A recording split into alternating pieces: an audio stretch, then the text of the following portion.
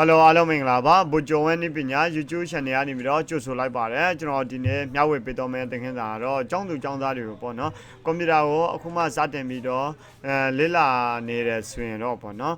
ကျွန်တော်ကဒီကွန်ပျူတာမှာမသုံးမဖြစ်မသိမဖြစ်တည်ထားရမယ် mouse အကြောင်းပဲဖြစ်ပါတယ် mouse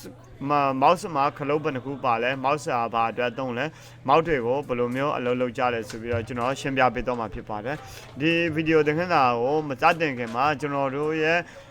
YouTube channel ပေါ့နော်ဗိုလ်ကျော်ဝင်းနိပညာ YouTube channel ကို subscribe မလုပ်ရသေးဘူးဆိုရင် subscribe လေးလုပ်ထားပေးဖို့တောင်းဆိုပါတယ်ဒီ YouTube channel ကနေပြီးတော့တင်ပေးနေတဲ့သင်ခန်းစာလေးတွေအကျိုးတစုံတစ်ခုရှိခဲ့မယ်ဆိုရင်တခြားသင်ငယ်ချင်းတွေကိုလည်းမျှဝေပေးဖို့တောင်းဆိုပါတယ်ကဲဒါဆိုရင်တော့အခုကျွန်တော်ကနေပြီးတော့ဒီ PowerPoint နဲ့လုပ်ထားတဲ့ဒီ slide show လေးတွေကိုတခုချင်းဖွင့်ပြပေးမှာပေါ့နော်အရင်ဆုံးပေါ့နော်ကျွန်တော်တို့ကဒီ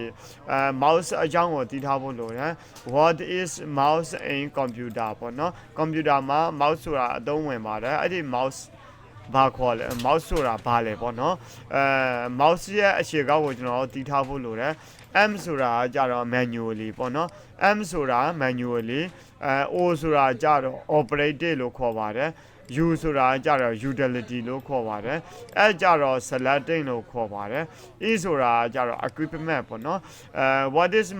mouse ရဲ့အဓိပ္ပာယ်ပြောပါဆိုရင် manually operated utility for selecting equipment ဆိုလိုချင်တာကြတော့ကွန်ပျူတာထဲမှာ mouse ကဘာလုပ်ကိုလုပ်လဲဆိုတော့ selecting ပေါ့နော် selecting ဆိုတာရွေးချယ်တာပေါ့နော်ရွေးချယ်ပေးတာပေါ့ဥပမာကျွန်တော်ကနေပြီးတော့ file ထဲဝင်မယ် mouse နဲ့ပဲဝင်ရတယ် home insert in design transition animation ဒါကြတော့နမူနာလေးကိုပြောပြတာဖြစ်ပါတယ်ဆိုလိုချင်တာကကျွန်တော်ကဒီ mouse ဆိုတဲ့ပုံတစ်ပုံကိုပေါ့နော်ဒီဓာတ်ပုံတစ်ပုံကိုselect လုပ်မယ်ပေါ့နော် select လုပ်မယ်ဆိုရင် mouse ကိုသုံးပြီးတော့ select လုပ်တယ်ပြီးမှပဲကျွန်တော်တို့ကနေပြီးတော့ဒါမျိုးလေးတွေကိုလိုတာကိုကျွန်တော်တို့ကထည့်ပေးလို့ရဒါမျိုးလေးတွေပေါ့နော်ကဲနောက်ထပ်တစ်ခုကကြတော့ what is mouse in computer ကွန်ပျူတာမှာ mouse ဆိုတာဘာလဲပေါ့နော်သူရဲ့ shortcut ကကြတော့ mouse mouse သူရဲ့ full form ပေါ့နော်အရှယ်ကောက်ကြတော့ manually operated utility for selecting equipment လို့ခေါ်ပါတယ်ဒါဆိုရင် mouse ကိုအသုံးပြုတဲ့ဟာ mouse ကဘာ device အမျိုးအစားလဲပေါ့နော်device ပဲဘာ device အမျိုးအစားလဲပေါ့နော်ကျွန်တော်သိထားဖို့လိုတယ်ဆိုရပါတော့ mouse is an input device developed by Douglas Engelbart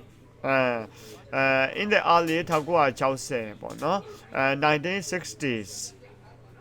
1960ခုနှစ်များအစောပိုင်းကပေါ့နော် Douglas Engelbart ဆိုတဲ့လူတယောက်ကဒီ mouse ကိုတီထွင်ခဲ့တယ်လို့ဆိုပါတယ်အဲ့ဒီ mouse ကဘာမျိုးစားလဲဆိုတော့ device မှာဆိုရင် input device ကျွန်တော်တို့က data တွေကိုကွန်ပျူတာထဲကို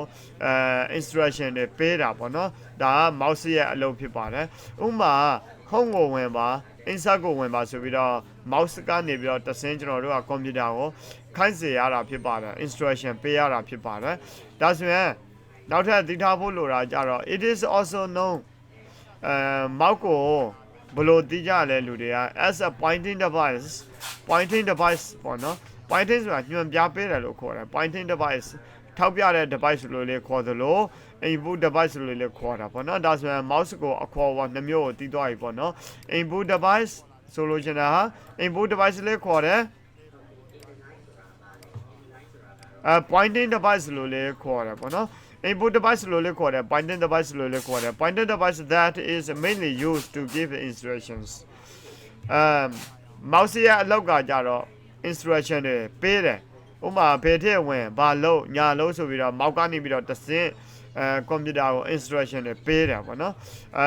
ဘာ instruction တွေလဲကျွန်တော်အသေးစိတ်လုပ်ကြည့်မယ်ဆိုရင်select လုပ်လို့ရတယ်ကျွန်တော်ဒါကို select လုပ်မယ်ဆိုရပါတော့ mouse ကို select လုပ်မယ်သို့မဟုတ် transition ကို select လုပ်မယ်ဒါတွေက select လုပ်တာအထက်မှာပါဝင်တယ် move ပေါ့နော် move ဥပမာဒီပုံတစ်ပုံကိုကျွန်တော်ကဘေဖက်ကိုရွှေ့မယ်ဆိုပါတော့ညာဘက်မှာရှိနေတဲ့ပုံတစ်ပုံကိုဘေဖက်မှာရွှေ့မယ်ပေါ့နော်ဘေဖက်ကိုထားမယ်ပေါ့နော်ပြီးရင်ဒီဘေဖက်မှာရှိနေတဲ့စာကိုကျွန်တော်ညာဘက်ကိုပို့မယ်ပေါ့နော်ဒါမျိုးလေးတွေလုပ်လို့ရတယ်ဒါကကြ move နဲ့ပတ်သက်တဲ့ဟာဖြစ်ပါတယ် ကိုလေးလာခြင်းတယ်ဆိုရင်တော့ကျွန်တော်ဒီMI sorry ဘိုဂျုံဝဲနိပညာဆိုတဲ့ YouTube channel မှာကျွန်တော်နိပညာလေးတွေကိုအချိန်ရရင်ရသလိုမျိုးပေါ့နော်အခါမဲ့ပညာဒါနအဖြစ်ပေါ့နော်ဘိုဂျုံဝဲနိပညာ YouTube channel မှာဖြန့်ဝေပေးတော့မှာဖြစ်ပါတယ်အသေးစိတ်ပေါ့နော်ကွန်ပျူတာနဲ့ပတ်သက်ပြီးတော့အသေးစိတ်အချက်အလက်တွေကိုသိချင်တယ်ဆိုရင်တော့ကျွန်တော်ရဲ့ဘိုဂျုံဝဲနိပညာ YouTube channel ကို subscribe လုပ်ပြီးတော့ကျွန်တော်တင်ပြသမျှတင်ငယ်စာတွေကိုအဆင်ပြေတယ်ဆိုရင်တော့တခြားတင်ငယ်ရှင်တွေကိုလည်းမျှဝေပေးဖို့မမေးပါနဲ့နော်ကဲဒါဆိုရင်တော့အခုကျွန်တော်ကနောက်ထပ် scroll ဆိုတာကိုရှင်းပြမယ်ပေါ့နော် scroll ပေါ့ scroll ဆိုတာဒီ wheel လေးကို scroll လို့ခေါ်တာဟောအဲ့ဒီခါကျအဲ့ scroll လေးနဲ့ကျွန်တော်ကဒီလိုမျိုးပေါ့နော်အပေါ်တက်လို့ရတယ်အောက်ဆင်းလို့ရတယ်ပေါ့နော်ဒါ scroll ဒီ wheel လေးရဲ့အလုပ်ဖြစ်ပါတယ်နောက် open ဆိုတာဘာကို open လုပ်မှလဲဆိုရပါဆိုကျွန်တော်အနေပြီးတော့ဒီ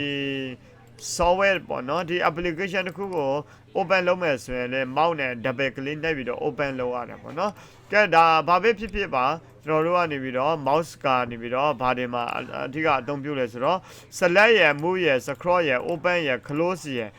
ကျွန်တော်ကဒီ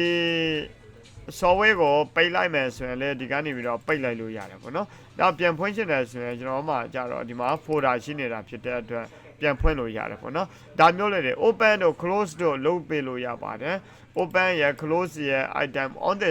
computer screen သူကဘယ်မှာရှိနေတဲ့ဟာတွေကိုလုပ်လို့ရလဲဆိုတော့